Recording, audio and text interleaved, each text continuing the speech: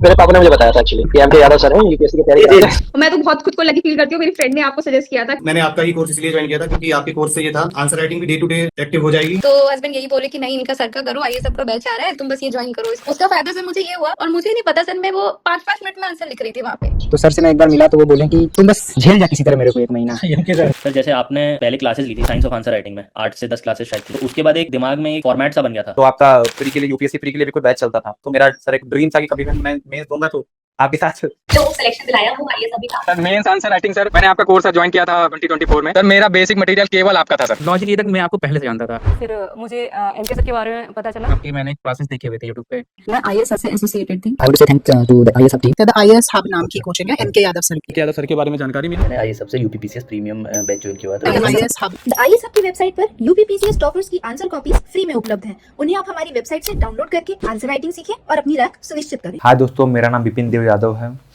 और मैंने UPSC CSC 2025 में 316 रैंक अर्जित किया। इसके अलावा मेरा यूपीपीसीएस में भी अंतिम रूप से चयन हुआ है।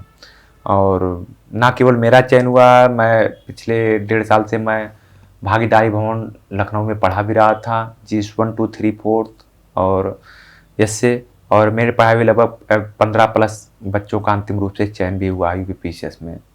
तो मेरा यूपीपीसीएस में एक बेहतर अनुभव रहा है और मैं यूपीपीसीएस में आपको मतलब मैंने जो भी सीखा है मैं उस संबंध में आपको बेहतर तरीके से गाइडेंस भी दे सकता हूँ, मार्गदर्शन प्रदान कर सकता हूँ। अगर प्रीलिम्स की बात करें तो प्रीलिम्स में मेरा स्कोर लगभग 150, 149, 152 ऐसे रहा है। मतलब कट ऑफ से हमेशा 22-24 नंबर ज़्यादा रहा है, कट ऑफ से मेरा स्कोर। तो मैंने प्रीलिम्स में एक चीज़ सीखिएगा, यूपीएससी यूपीपीसीएस में अंतर है। यूपीएससी गेम ऑफ वर्ड है, गेम ऑफ स्किल है, और यूपीपीसीएस गेम ऑफ नॉलेज है।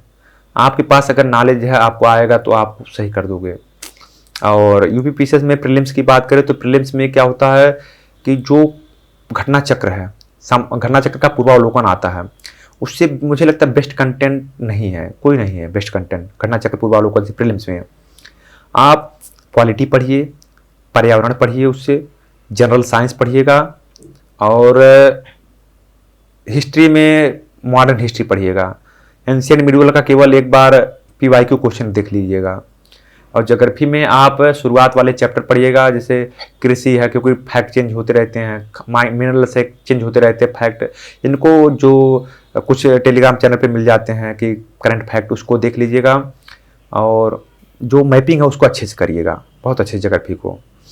और इकोनॉमिक्स के लिए एक लूसेंट का आता है, मुश्किल से 8 से 10 पन्ने होते हैं, उसको करिएगा। क्योंकि यूपीएससी में इकोनॉमिक्स पूछा जाता है, यूपीपीसीएस में उतना नहीं पूछा जाता। यूपीपीसीएस में पूछा जाएगा सरकार की जो एवरग्रीन स्कीम है उसका एक सीक्वेंस पूछा जाएगा, गरीबी संबंधित सरकार की जो फैक्ट है, जो डाटा है, गरीबी संबंधित जो कमेटियाँ हैं वो पूछा जाएगा, जो विभिन्न बैंक है, जो आरआरबी है, एसएचजी बैंक लिंकेज प्रोग्राम है, नाबार्ड है, इन सभी का एक सीक्वेंस पूछा जाएगा। तो ये सब लूसेंट से हो जाएगा। तो प्रीलिम्स में ज़्यादातर मैंने रिलाई किया था घटना चक्र पूर्वावलोकन पे, मैंने कई बार पढ़ा। और इसके अलावा एक चीज़ देखना इसमें से, जब आप भी घटना चक्र पूर्वावलोकन पढ़ो तो उसमें यूपीएससी का क्वेश्चन नहीं करना है। यूपीएससी का क्वेश्चन जब आप करोगे तो क्या होता है कि वो अलग क्षेत्र हो जाता है।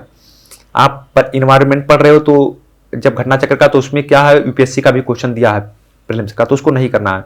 क्योंकि इसमें यूपीएससी में क्या होता है, इन्वायरमेंट बहुत डीपली पूछा जाता है, जबकि यूपीपीसीएस में बहुत नॉर्मली कि एसिड रेन के लिए कौन जिम्मेदार है, और ओजोन परत कहाँ पाई जाती है, फलाना ए नेशनल पार्क कहाँ, ए टाइगर रिजर्व कहाँ, ए वेटलैंड कहाँ है, नॉर्मली पूछा जाता है। जलवायु परिवर्तन के लिए ग्रीन हाउस गैसें कौन कौन सी हैं।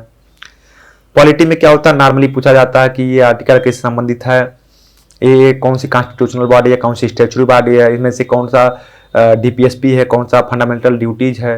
तो ये सब नॉर्मली पूछा जाता है, तो बहुत नॉर्मली इसको पढ़ना है। और आप इकोनॉमिक्स तो बता ही दिया कि लूसेंट से कर लेना, क्योंकि बहुत बेसिक पूछा जाता है कि जीडीपी कितने प्रकार से नापी जाती है, जबकि यूपीएससी में क्या होता है, बहुत डीपली पूछा जाता है इकोनॉमिक्स। साइंस में क्या होता है, यूपीएससी में साइंस एंड टेक्नोलॉजी पूछा जाता है, जबकि यूपीएससी में जनरल साइंस पूछा जाता है।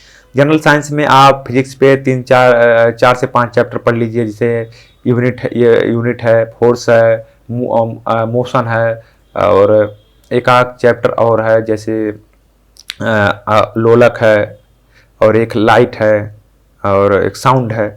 और आप केमिस्ट्री में पॉलीमर पढ़ लीजिएगा, विभिन्न जो भी केमिकल कंपोनेंट है उनका यूज क्या है। और बायो में मुख्य रूप से आप देख लीजिएगा, एक तो है विटामिन, एक है ब्लड, एक है डिजीज। डिजीज में केवल ये देखिएगा कि कौन से वायरस से हैं, कौन से प्रोटोजोआ से हैं, कौन से कहाँ से है, यहाँ से देखना है, केवल इतना है, डीपली नहीं जाना है।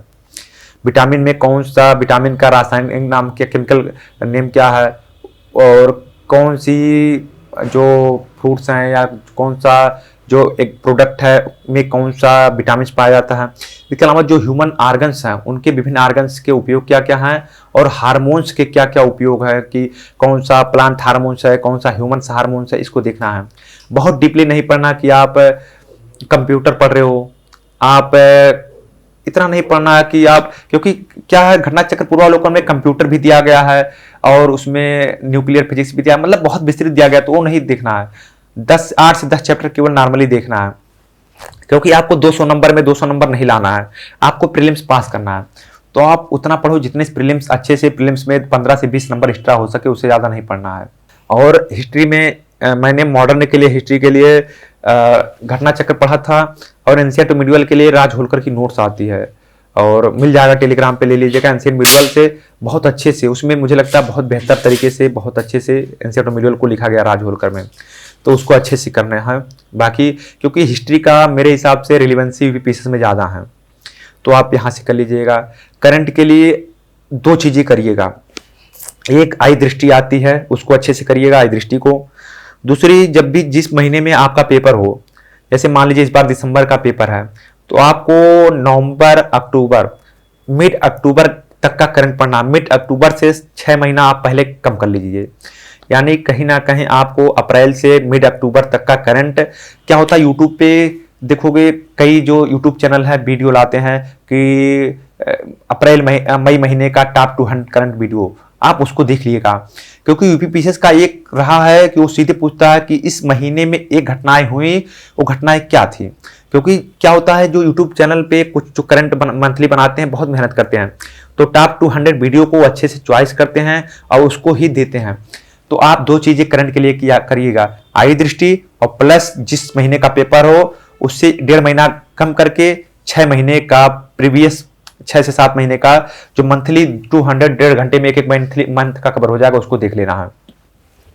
यूटी स्पेशल के लिए घटना चक्र का एक आता है कि मतलब से 70 से 80 पढ़ना, केवल वो माइंड मैप तरीके से आता है। हल्का फुल्का देखना है कि किस जिले का कौन सा प्रोडक्ट है, ओडीओपी है, या कौन सा बात कहाँ है, या उत्तर प्रदेश को कितने कोई क्लाइमेटिक जोन में बांटा गया है, या उत्तर प्रदेश के कौन से मंडल में कौन से जिले हैं। तो नॉर्मली इन सभी उत्तर प्रदेश में कौन से महाजनपद थे, ये सभी को उत्तर प्रदेश में हड़प्पाकालीन स्थल क्या है, ये सभी नॉर्मली देखना है। अब आते हैं मेंस की बात। यूपीपीसीएस यूपीएससी के मेंस में एक अंतर है। यूपीपीसीएस के मेंस में क्वेश्चन वही पूछा जाता है जो सीधे सिलेबस पे लिखा गया है। अगर यूपीपीसीएस में फ्रांस की क्रांति लिखी है तो क्वेश्चन वहीं से आएगा। ये नहीं कि क्योंकि यूपीएससी देखोगे, यूपीपीसीएस देखोगे, यूपीपीसीएस में कहीं भी रूस की क्रांति नहीं लिखी गई है। जबकि क्या करते हैं बच्चे, रूस की क्रांति पढ़ते हैं, वो ऐसी उसी क्रांति पढ़ेंगे। जब भाई सिलेबस में नहीं है तो पूछेगा क्यों? क्योंकि ये भी तो है कि अगर सिलेबस से बाहर क्वेश्चन पूछा गया तो सीधे लड़के कोर्ट में पहुंच जाएंगे कि सिलेबस में था ही नहीं। तो यूपीएससी और यूपीपीसीएस में डिफरेंस है कि यूपीपीसीएस में केवल उतना ही पढ़ना है जितना सिलेबस में लिखा गया है। लिखा गया है पूंजीवाद, लिखा गया है समाजवाद, लिखा गया है साम्यवाद, फांसीवाद, एक एक पन्ना केवल इससे संबंधित पढ़ना, बहुत ज्यादा नहीं पढ़ना है, क्योंकि उतना ही आपको लिखना है। और जीएस फर्स्ट में मुझे लगता है हिस्ट्री के लिए घटना चक्र आती है, हिस्ट्री में ज्योग्राफी के लिए भी घटना चक्र की आती है मेंस में, क्योंकि सिलेबस वाइज करना, बहुत डिप्ली नहीं करना। अगर सीधे लिखा गया है कि प्रवासन के कारण का प्रवासन के परिणाम, तो सीधे 1.5 पन्ना आपके पास होना चाहिए। सीधे अगर सिलेबस है कि अर्बन और रूरल सेटलमेंट के टाइप और पैटर्न क्या है, तो 1-1 पन्ना। और देखोगे विथ फिगर, आप देखोगे 6 से 7 टॉपिक हैं ज्योग्राफी में। और वही, और एक चीज और है कि जो इंडिया आफ्टर इंडिपेंडेंस 1965 तक है, जबकि यूपीएससी में अब तक का है। तो आपको ये नहीं करना कि आप अब तक पढ़ रहे हो यूपीपीसीएस के लिए, भाई सीधे उसमें लिखा 1965 तक की घटनाएं, तो उतने पढ़ो जितना सिलेबस में लिखा गया हो। और देखोगे आर्ट एंड कल्चर बहुत बेसिक पूछा जाता है कि आपको नागर, द्रविड़ा शैली ये सब आता हो, चोल, पल्लव, और नॉर्थ में जो गुप्ता है, मौर्य है, इन सभी से, जबकि यूपीएससी डीपली पूछ लेता भाई। तो इतना ही पढ़ना है जितना सिलेबस हो, जितना नॉर्मल ही पढ़ना है। यूपीपीसीएस में सीधे पूछा जाएगा प्रथम विश्व युद्ध की घटनाएं क्या थी, कारण क्या थे, औद्योगिक क्रांति के क्या कारण थे, क्या प्रभाव थे। तो यूपीपीसीएस बहुत हल्का है, बहुत कम पढ़ना है, केवल उसको बेहतर तरीके से प्रेजेंट करना है, मैप बनाना है। हिस्ट्री, ज्योग्राफी और सोसाइटी के लिए मैंने झांकर भाई की, धर्मेंद्र झांकर भाई नोट्स थी उसको पढ़ा था, और ज्योग्राफी तो मेरा पहले ऑप्शनली था, और हिस्ट्री मैंने पढ़ा था घटना चक्र की मेन से, उससे पढ़ लिया था। GS2 में आप देखोगे कि 12 क्वेश्चन लगभग पॉलिटी से पूछे जाते हैं। 12 क्वेश्चन मैंने जब लक्ष्मीकांत पढ़ा था तो मुझे उतना प्रॉब्लम मेन से लिखने में हुई नहीं पॉलिटी के, क्योंकि पॉलिटी का यूपीएससी का क्वेश्चन टफ आता है, यूपीपीसीएस नॉर्मल आता है। यूपीपीसीएस में सीधे आएगा कि प्रस्तावना भारतीय संविधान का दर्शन स्पष्ट कीजिए, सीधे आएगा राइट ऑफ इक्विटी का स्पष्ट कीजिए, जीवन के राइट ऑफ लाइफ को स्पष्ट कीजिए, आएगा केंद्र राज्य संबंधों के बारे में स्पष्ट कीजिए, उनमें लेजिस्लेटिव या एग्जीक्यूटिव रिलेशन क्या है, बेसिक आएगा। सीधे पूछेगा कै के कार्य क्या है। IR में विजन में 365 से बाहर नहीं पूछा जाएगा। सोशल जस्टिस में आपको SC ST OBC महिलाओं दिव्यांगों से संबंधित जो सरकार की फैक्ट है स्कीम है, मैंने जो एक चीज किया था चाहे यूपीएससी हो यूपीपीसीएस पे, क्योंकि मेरा नोट्स सब एक ही जो है सूटकेस उसमें आ गया। क्यों? क्योंकि मैंने केवल फैक्ट और स्कीम को अपने कॉपी में लिखा था, क्योंकि मुझे हर चीज की समस्या, धरती पे ऐसी कोई चीज ना हो जिसके बारे में आप समस्या ना बता दो और उसका उल्टा कर दोगे समाधान हो जाएगा। लेकिन समस्या आप बता रहे हो तो आप कहीं ना कहीं फैक्ट दोगे, आप समाधान बता रहे हो सरकार की योजनाएं दोगे। तो मैंने केवल फैक्ट और स्कीम पे ही काम किया था। और GS थर्ड में यूपीएससी का ही सेम है, यूपीपीसीएस में भी है। और यूपीपीसीएस में GS थर्ड बहुत बेसिक पूछता, पर्यावरण तो पूछता नहीं है। आपदा में पूछा जाएगा कि जो आपदा प्रबंधन नियम 2005 में मतलब केंद्र राज्य की भूमिका क्या है, डीएम के रूप में आप आपदा प्रबंधन कैसे करोगे। और इकोनॉमिक्स में सीधे पता है आपको पहले से कि वैश्वीकरण का इंडस्ट्री पर क्या इम्पैक्ट पड़ेगा, भारत की अर्थव्यवस्था पर क्या इम्पैक्ट पड़ेगा। पूछे गरीबी क्या है, गरीबी कितने प्रकार की होती है, गरीबी की योजनाएं क्या, फूड प्रोसेसिंग क्या है, उसकी स्कोप क्या है, सरकार की योजनाएं क्या है। मतलब यूपीपीसीएस का 70% जो क्वेश्चन है वो कहीं ना कहीं पूछा जाएगा सरकार की योजनाएं क्या है, चुनौतियां क्या, समाधान क्या है। चुनौतियां सबको पता है, सामाजिक आर्थिक राजनीतिक, उल्टा कर दो समाधान। और रिपीट बहुत क्वेश्चन होता है यूपीपीसीएस मेंस में। तो यूपीपीसीएस मेंस में बहुत डीपली नहीं पढ़ना, नॉर्मली पढ़ना। इसीलिए आप देखोगे कि नॉर्मल लड़के मतलब जिनको आप बता नहीं सकते, SDM हो जा रहे हैं, DSP हो जा रहे हैं, उनको खुद नहीं पता क्या लिख के आ रहे हैं, क्या मिल रहा है, क्योंकि अनएक्सपेक्टेड भी है। और GS फोर्थ इथिक्स में यूपीपीसीएस में केस स्टडी 1 से 2 पूछा जाएगा। ज़्यादातर स्टैटिक होते हैं कि डायमेंशन ऑफ ये पूछा जाएगा, EI डायमेंशन ऑफ EI क्या है, इमोशनल इंटेलिजेंस के डायमेंशन, एटीट्यूड के फंक्शन क्या है, एटीट्यूड के फॉर्मेशन क्या है। सीधे पूछा जाएगा कि इमोशनल इंटेलिजेंस की आपदा प्रबंधन में भूमिका क्या है, कंपैशन, एम्पैथी, सिंपैथी क्या है, क्या प्रशासन में उपयोग है, साधन साधक की पवित्रता क्या है, डेंटोलॉजिकल अप्रोच क्या है, यूटिलिटेरियन अप्रोच क्या है। तो बहुत बेसिक पूछा जाता है। भ्रष्टाचार क्या, चुनौतियां क्या है, सरकार क्या कर रही है, बहुत बेसिक पूछा जाता है। तो आप GS 1, 2, 3, 4 के लिए बहुत ज़्यादा कंटेंट नहीं पढ़ना है। आप एक एक चीज़ उठाइए। इकोनॉमिक्स के लिए एक नोट्स उठा लीजिए, फैक्ट स्कीम रटा लिए। आप IR के लिए, सिक्योरिटी के लिए एक फैक्ट स्कीम उठा लीजिए। और जो भी चैलेंजेज हैं कि नक्सलवाद, वामपंथी उग्रवाद, आतंकवाद, संगठित अपराध का संबंध क्या है, साइबर क्राइम क्या, साइबर क्राइम के लिए सरकार क्या कर रही है, डीप फेक क्या, फेक न्यूज़ क्या है, यही सब पढ़ना है। तो बहुत ज़्यादा नहीं है, 10-12 टॉपिक है, उन्हीं को देखिएगा। और इथिक्स में क्या करिएगा, यूपीपीसीएस का जो टॉपिक बाई टॉपिक है उस पर आधे 1 पन्ने का नोट्स हो, और इतना ही काफ़ी है इथिक्स के लिए। आप देखेंगे PYQ खूब पूछा जाता है यूपीपीसीएस में, PYQ को अच्छे से करना है।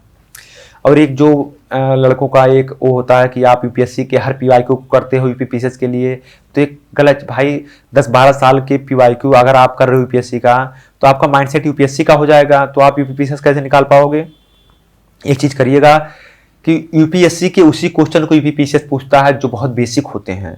सब कहते हैं यूपीएससी का क्वेश्चन यूपीपीसीएस में पूछा जा रहा है, भाई एक बार देख तो लो, यूपीएससी के वही क्वेश्चन पूछे जाएंगे यूपीएससी में जो बहुत बेसिक होंगे। मतलब जिनको इस देख के नहीं पता लगेगा कि यूपीएससी के हैं यूपीपीसीएस के हैं। बाकी यूपीपीसीएस अपना सिलेबस के हिसाब से क्वेश्चन पूछता, PYQ पूछता, केवल उतने पढ़ना है। और जितना आंसर राइटिंग करोगे उतना ही फायदा करेगा। और आंसर राइटिंग को बेस्ट तरीके से करना है। आप इनोवेशन क्या करोगे कि आप फिगर बना रहे हो, आप सर्किल बना रहे हो, आप आयत बना रहे हो, आप मैप बना रहे हो, जैसे आप अगर मान लो सांप्रदायिक हिंसा का या क्षेत्रवाद का मैप बना रहे हो, तो क्षेत्रवाद में आप दिखाओ कि रायलसीमा है, बुंदेलखंड है, गोरखालैंड है, बोडोलैंड है, ग्रेटर नागालिकम है, विदर्भा है, सौराष्ट्र है, खालिस्तान है। तो आप इस तरीके से मैप में दिखाओ, तब आपको दूसरे से अलग नंबर मिलेगा। तो जितना भी आप दूसरे से अलग दिखाने की कोशिश करोगे, नंबर वही है। यूपीपीसीएस में क्या होता है, जितना आप शोबाजी करोगे नंबर आएगा, जितना आप अलग लिखोगे नंबर आएगा, जितना आप बेहतर राइटिंग में लिखोगे नंबर आएगा। और दूसरी चीज है एस्से में यूपीपीसीएस में पहले से आपको पता है कि पहला, दूसरा, तीसरे सेक्शन में कौन से एस्से क्वेश्चन पूछे जाएंगे। तो 5 से 6 एस्से पढ़ लो, उसी में से 3 एस्से आ जाएंगे। एक पढ़ लो लिटरेचर एंड कल्चर, और लिटरेचर का वर्तमान में क्योंकि एआई का युग है, तो एआई कहीं ना कहीं लिटरेचर से पूरी रिलेट कर रही है, तो लिटरेचर पढ़ना, कल्चर विथ एआई। दूसरा पढ़ना है वुमेन की समस्याएं समाधान, वुमेन की जो ट्रांजिशन फेस में है, क्या चल रहा है। तीसरा आप पढ़िएगा कृषि में, एग्रीकल्चर में। चौथा स्पेस में भारत क्या है। पांचवा ग्लोबल वार्मिंग। छठा आपदा प्रबंधन। मैं 4-5 टॉपिक पढ़ता था और 3 टॉपिक फंस जाता था। मैं पहला साहित्य पे लिखता था, दूसरा एग्रीकल्चर पे लिखता था, तीसरा ग्लोबल वार्मिंग पे लिख देता था, डिजास्टर मैनेजमेंट पे। तो पहले मुझे पता रहता था। तो यूपीपीसीएस इसलिए आसान है, 6 एस्से पढ़ो, उसको बार बार लिखो, और उसी में से 3 जाके आयोग में अच्छे से प्रेजेंट करके लिख दो। यही यूपीपीसीएस है। जबकि यूपीएससी से क्या अनएक्सपेक्टेड है, कोई भी अमूर्त टॉपिक आ जाएगा, आपको तत्काल सोचना है इंस्टेंट। तो जो 5-6 है उसमें केवल आपको यूपी स्पेसिफिक अप्रोच अपनाना है, क्योंकि आप ओवरऑल पढ़ ही चुके हो, केवल उसमें यूपी की मैपिंग डालनी है। जैसे अगर मौर्य आपने पढ़ा है मौर्यन आर्किटेक्चर, तो यूपी में मौर्यों का कौन सा स्तूप है, मौर्यों का कौन सा स्तंभ है, सारनाथ स्तंभ है, उसको कितना यूपी स्पेशल यूपी के मैप में आप दिखा दे रहे हो। केवल हल्का सा मेहनत 5-6 में करना है, उसमें यूपी स्पेसिफिक के गुण डालने हैं कि मैपिंग में यूपी स्पेसिफिक कहाँ दिख रहा है। और जब भी आप जगरफी, यूपी में कौन सी जगरफी, भामर कहाँ, तराई कहाँ, यूपी पठार कहाँ, पर्वत कहाँ है, इस चीज को मैप में दिखाना है। आपको पहले से पता है क्योंकि आप जगरफी पढ़ ही चुके, भामर क्या, तराई क्या है, केवल उसको यूपी स्पेसिफिक अप्रोच देना है। 1 यूपी स्पेसिफिक अप्रोच देना है। एग्रीकल्चर जो देश की समस्या है, वही उत्तर प्रदेश की भी समस्या है किसानों की, लेकिन सरकार, उत्तर प्रदेश सरकार किसानों के लिए क्या कर रही है, ये यूपी स्पेसिफिक है। आपदा प्रबंधन के लिए आपको पता है आपदा प्रबंधन में क्या क्या होगा, बाढ़ सूखा के कारण क्या, भूस्खलन या डिजर्टिफिकेशन के कारण क्या, आपको पहले से पता है। बाढ़ के क्योंकि बाढ़ आता है पूर्वांचल या तराई में, तो आपको पता है कारण क्या, समाधान क्या, सब कुछ पता है। लेकिन उत्तर प्रदेश सरकार क्या कर रही है, ये अलग है। आपको पता है national park, wild life sanctuary, tiger reserve क्या है, इनकी उपयोगिता क्या है, आपको पता है। लेकिन उसमें यूपी का मैप डालना कि यूपी में टाइगर रिजर्व कहाँ है, वाइल्ड लाइफ सेंचुरी कहाँ है, उत्तर प्रदेश में प्रोटेक्टिव एरिया क्या है, उत्तर प्रदेश में जो प्रजनन केंद्र है, घड़ियाल या जो भी स्पेसिफिक, उसमें यूपी का लक्षण डालना है। 2 चीजें आप करना है यूपी स्पेशल में आपके पास, क्योंकि लगातार यूपी में क्या होता है, 4 दिन लगातार 8 पेपर, आपके पास रिवीजन का मौका नहीं मिलेगा। तो आप क्या करिएगा, आपके पास अंत में पेज रहे जिसमें मैप बना रहे यूपी का, यूपी में सरकार की योजना, यूपी सरकार की योजनाएं क्या है, और यूपी संबंधित डाटा। 3 चीज आपको रहेगा, आप यूपी स्पेशल में बहुत अच्छा करोगे। 3 चीजें केवल चाहिए। मेरा इस बार GS 5 में 110 था, GS 6 में 120 नंबर था। तो जितना आप यूपी स्पेसिफिक उसमें डाल पाओगे, यूपी एक तो मैप, एक डाटा, एक यूपी सरकार की स्कीम, इसको अंत में, ताकि क्योंकि क्या होता है, चौथे दिन जाते जाते आप थक जाओगे, आपकी पढ़ने की इच्छा नहीं करेगी। तो आप रात को कम से कम फैक्ट और स्कीम एक बार देख सकते हो, वही आपको लीड देगा। और यूपी की जो बजट है उसको बहुत अच्छे से करना, क्योंकि 1 से 2-3 क्वेश्चन बजट पे ही आएंगे, सीधे बजट में आएंगे। बजट में इंफ्रास्ट्रक्चर के प्रोविजन क्या है, इसके लिए कल्याणकारी योजनाओं के लिए उत्तर सरकार क्या कर रही है। तो जितना आप स्कीम, फैक्ट और मैं देखोगे उतना अच्छा करोगे। और PYQ को लगातार देखते रहो। यूपी स्पेशल में क्या है, यूपी के GS मेंस में क्या है, प्री में क्या है, सब कुछ PYQ है। तो इंटरव्यू में वही है कि जो आप बताओगे क्वेश्चन वही से पूछा जाएगा। कितना कॉन्फिडेंस से आप बता रहे हो, मेन चीजें हैं। कितना आप सत्य बोल रहे हो, ये चीज है। तो आप जो भी कर रहे हो उसको अच्छे से बताना है, शर्माना नहीं है, बेहतर तरीके से प्रेजेंट करना स्वयं को, और बेहतर तरीके से कोई भी रिजिड नहीं होना, फ्लेक्सिबल होना है। एक सामंजस्य बनाए रखना अपने वर्डों के सिलेक्शन में, वर्डों के चयन में। कोई भी ऐसा शब्द नहीं बोलना है जो ऑड हो। और एक चीज़ ये भी है, यूपीपीसीएस में, यूपीएससी में क्या, हर जगह कोचिंग इंडस्ट्री बहुत व्यापक स्तर पे है। सबको लगता है कि सिलेक्शन वहीं से होगा है। आप कोई भी SDM है, आप मुश्किल से 90% से आप मिलिए, DSP हैं मिलिए, किसी ज़्यादातर ने कोचिंग नहीं लिया है। सब ने अपना एक एक चीज़ पे कोर्स रिफर किया। हर एक चीज़ का कोर्स क्या होता है कि मतलब हिस्ट्री का एक मैं कंटेंट ले रहा हूँ, ज्योग्राफी का ले रहा हूँ, सोसाइटी का ले रहा हूँ, IR का ले रहा हूँ, सबका एक एक कंटेंट उन्होंने किया, उसको बेहतर तरीके से पढ़ा, बेहतर तरीके से प्रेजेंट किया और सिलेक्शन ले लिया। क्योंकि आपको सिलेक्शन ये दिलाएंगे, ना कि आप सिलेक्शन आप कैसे किसी चीज़ को अडाप्ट करके कैसे लिख रहे हो। तो चूँकि मैं भी इस प्लेटफॉर्म पे आया हूँ DKT पे, क्योंकि DKT प्लेटफॉर्म आपको फ्री ऑफ कॉस्ट बेहतर तरीके से गाइडेंस प्रदान करता है। मैंने पहले भी कहा था, क्योंकि कोचिंग इंडस्ट्री का मेरा कड़वा अनुभव रहा है। मतलब जिस चीज़ के लिए माँ का FD तोड़वाना पड़े या जिस चीज़ के लिए आपको लोन लेना पड़े और वो चीज़ कंटेंट आपको बाद में बोरे में फेंकना पड़े, तो उससे कड़वा अनुभव क्या हो सकता है। तो मैंने पहले भी कहा था कि मैं किसी कोचिंग में नहीं जाऊँगा, सीधे नहीं जाऊँगा किसी भी कोचिंग में, कोई कितना भी फेवर दे या कुछ भी करे। क्योंकि ज़रूरी ये है कि क्योंकि कुछ लोग मुझे मानते हैं कि भैया जो बताएंगे सही बताएंगे, तो मैं किसी को गलत क्यों बताऊं। क्योंकि आप किस तरह से कहां से पैसा आएगा, कैसे आप लगाओगे, बाद में फिर आप कहीं ना कहीं आप की जो हाय है वो कहीं ना कहीं ये लगे कि इन्होंने गलत बताया था। तो इसलिए आपको हर चीज़ मैं सही बता रहा हूँ ताकि आप बेहतर तरीके से उसको अपने दिमाग से सोच पाओ। इसीलिए मेरी लगभग किसी भी कोचिंग पे वो नहीं पड़ी होगी कि मैं गाइडेंस दे रहा हूँ। क्योंकि ये भी हो सकता है कि आपको लगेगा कि भैया इसी कोचिंग से होंगे, नहीं। तो इसीलिए आप अपना बेस्ट दीजिएगा, बेहतर तरीके से आप हर चीज़ का नोट्स इकट्ठा कर लो कहीं ना कहीं और पढ़ते रहो और लिखते रहो। और जो भी आपको मान लीजिए ऑनलाइन भी कंटेंट बहुत हैं, फ्री ऑफ कॉस्ट यूट्यूब पे डालोगे मिल जाएगा।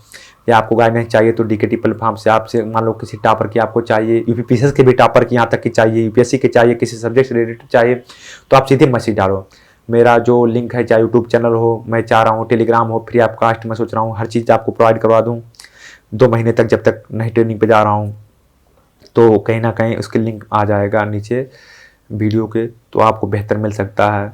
और बाकी आप शिद्दत से जिस फील्ड में हो अच्छे से करते रहो, कभी भी मिसगाइड नहीं होना है। और ये नहीं है कि 10 लोगों से आप गाइडेंस ले रहे हो और बाद में आपको लगा कि आपका अपना नेचुरलिटी खो गया, वो भी नहीं होना है। बेहतर एक आध दो जो आपको बेहतर तरीके से गाइडेंस कर सकें और बेहतर एक इकोसिस्टम बनाए रखना है, बेहतर संगत बनाए रखना है। ये नहीं है कि आप दिल्ली इलाहाबाद रह रहे हो, गलत संगत में पड़ गए और फिर आपका बर्बाद हो गया।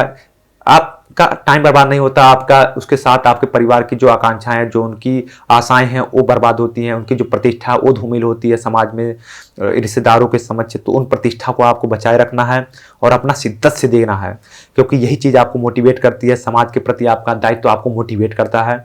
और जो मुझे लगता है बहुत लोग पैसे के लिए नहीं आ पाते, क्योंकि दिल्ली इलाहाबाद 30-30, 40-40 महीने का खर्चा उतना एक आर्थिक पृष्ठभूमि से, लो पृष्ठभूमि से व्यक्ति नहीं दे सकता। तो घर पे रह के आप कोई बगल में लाइब्रेरी ज्वाइन कर लो, क्योंकि लाइब्रेरी इस समय गाँव में भी खुला है, और वहाँ पे आप खुद पढ़िए, आप खुद लिखिए और बेहतर तरीके से लिखिए। और चूँकि मैं पढ़ा भी रहा था और फ्री ऑफ कॉस्ट, क्योंकि आप अगर आपको मतलब यूपी में हो या CST OBC से बिलोंग करते हो तो भागीदारी भवन क्या है आपको बेहतर प्रोवाइड करा था लखनऊ में। तो मैं उसमें पढ़ा रहा था 1 2 3 4 और यूपी स्पेशल 5 6 मैंने भी पढ़ा था। इससे यहाँ तक मैंने मतलब 200-300 घंटा प्लस मैंने हर सब्जेक्ट मैंने पढ़ा था, और जिसमें 15 प्लस अंतिम रूप से चयनित भी हुए थे, और मैंने 1 भी रुपया नहीं लिया था वहाँ भागीदारी भवन में। तो जितना भी आप, ये डिपेंड करता है आप समाज के लिए, अपने लोगों के लिए, अपने भाइयों बहनों के लिए आप कितना बेहतर तरीके से निस्वार्थ भाव से दे रहे हो। तो अगर आपके पास नहीं है तो आप वहाँ भी उसका फार्म पड़ा हुआ है SWD का, वहाँ भी डाल सकते हो। और आप अब तो मार्केट में भी कंटेंट है, फ्री में मिल जा रहा है, ऑनलाइन डिजिटल अच्छे कंटेंट मिल जा रहे हैं। आप करिए और बढ़िया से करिए, और किसी भी गलत मार्गदर्शन में नहीं आना है। और पूरी शिद्दत के साथ DKT प्लेटफॉर्म का जो फ्री ऑफ कॉस्ट मिल रहा है तो यूज करो, और पूरी शिद्दत के साथ जब तैयारी करो तो इस फील्ड में दमदारी से आओ कि कर जाऊंगा। ये नहीं होना चाहिए, इब्बत तो होना ही नहीं चाहिए कि बाद में ये लगे कि यार काश 2-4% और अपनी कर लिया होता तो हो जाता। तो वो चीज़ नहीं रहना चाहिए। पूरी शिद्दत के साथ करो, 100% अपना एफर्ट दो। होना ना होना ये अलग बात है, लेकिन पूरी शिद्दत के साथ दो। बहुत बहुत आभार, बहुत बहुत धन्यवाद, और भविष्य के लिए आप सबको बहुत बहुत शुभकामनाएं।